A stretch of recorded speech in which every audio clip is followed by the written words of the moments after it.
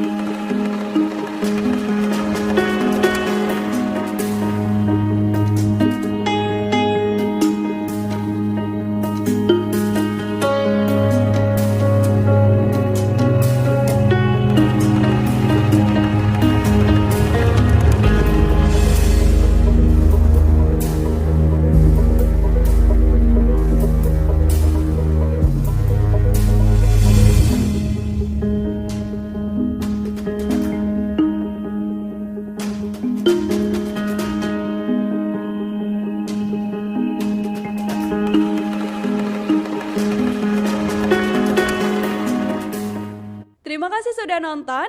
Jangan lupa like, subscribe, dan share ya.